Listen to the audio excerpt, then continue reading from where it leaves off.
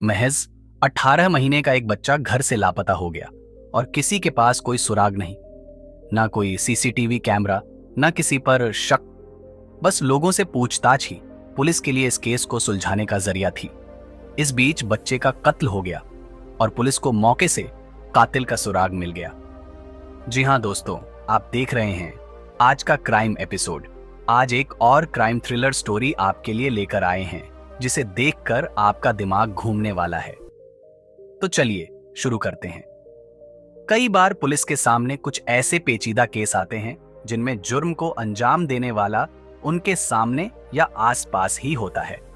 अक्सर कोई सुराग या सबूत न मिलने की वजह से वो पुलिस की हथकड़ी से बचा भी रहता है। लेकिन जुर्म की कहानियों में एक बात अक्सर कही जाती है कि मुजरिम भले ही कितना शातिर क्यों ना हो, कोई ना कोई गलती जरूर करता है। कुछ ऐसा ही इस केस में भी हुआ जब 18 महीने के एक मासूम बच्चे का पहले अपहरण किया गया और इसके बाद उसकी जान ले ली गई। कातिल थी पड़ोस में रहने वाली एक लड़की जो इस वारदात के बाद मदद करने के बहाने हर वक्त पुलिस के साथ खड़ी रही। तारीख थी 15 जुलाई 2011।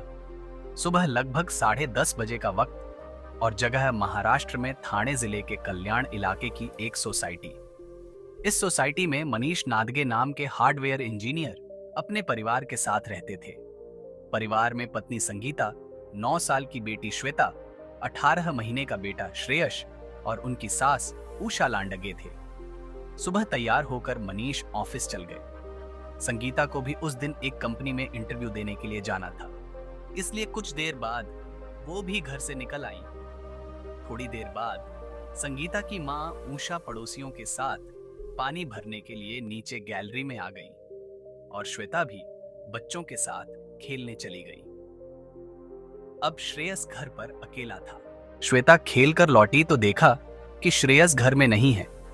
उसने आवाज देकर नानी को बुलाया और श्रेयस की तलाश होने लगी।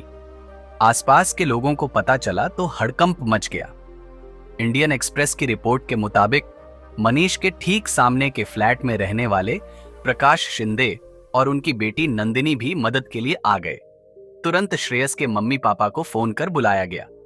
जब काफी खोजने के बाद भी श्रेयस नहीं मिला तो मनीष पुलिस के पास पहुंचे और बताया कि उनका 18 महीने का बेटा लापता है। मामला एक मासूम की गुमशुदगी का था, इसलिए पुलिस ने भी तुरंत टीम बनाई और उसकी तलाश शुरू कर दी। ये वो वक्त था जब सोसाइटी में सीसीटीवी कैमरे नहीं हुआ करते थे, इसलिए पुलिस को पूछताछ के जरिए इस केस को सुलझाना था। सबसे पहले सोसाइटी के लोगों से पूछताछ हुई, लेकिन कहीं से कोई सुराग नहीं मिला। इस बीच नंदिनी ने पुलिस को बताया कि करीब 6 महीने पहले सोसाइटी में एक तांत्रिक आया था और कुछ दिन पहले ही उसने उसे फिर से यहां घूमते हुए देखा। पुलिस को लगा कि यह तंत्र मंत्र के लिए की गई किडनैपिंग का मामला है। आसपास की सोसाइटी, दुकान, मार्केट, ठेले वालों, हर जगह पुलिस ने तांत्रिक के बारे में पूछा, लेकिन कहीं से कुछ भी पता नहीं चला।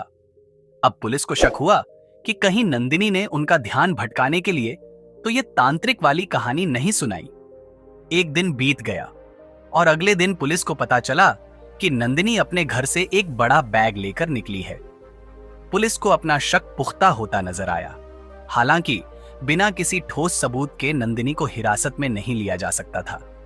ऐसे में श्रेयस की मां संगीता से नंदिनी को फोन कराया गया और किसी काम के बहाने पूछा गया कि वो इस वक्त कहां है।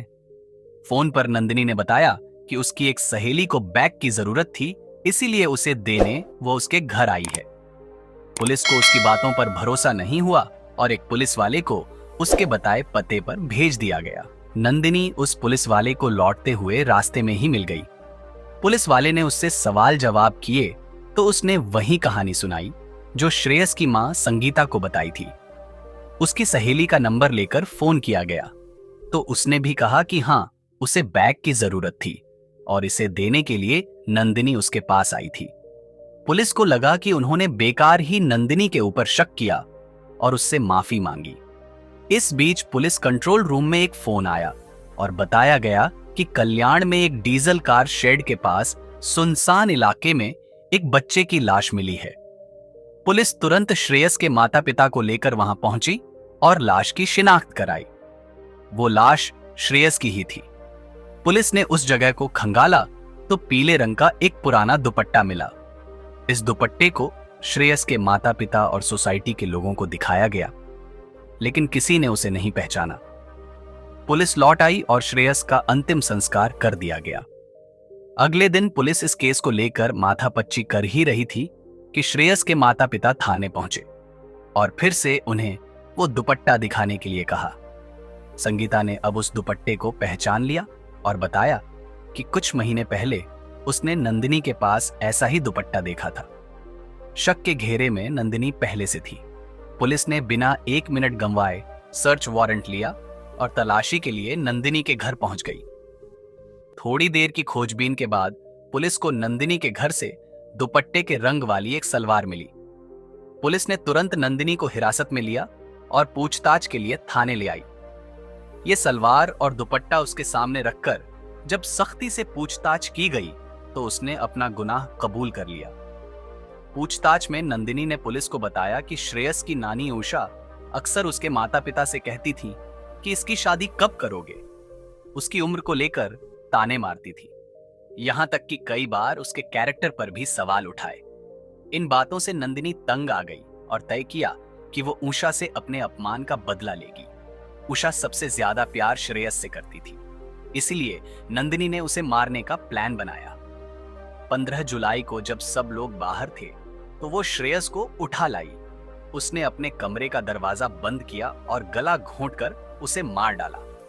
इसके बाद नंदिनी ने लाश को अपने कमरे में छिपाया और बाहर आकर परिवार के साथ उसे तलाश करने का नाटक करने लगी। अगले दिन उसने श्रेयस की लाश को अपने एक पुराने दुपट्टे में बांधा और बैग में रखकर सोसाइटी से निकल आई। अब एक सुनसान इलाके में उसने लाश को फेंका और बैग लेकर अपनी एक सहेली के घर गई। उसने सहेली को एक झूठी कहानी भी सुनाई और उसे यह कहने के लिए मना लिया कि नंदिनी उसके पास बैग देने के लिए आई।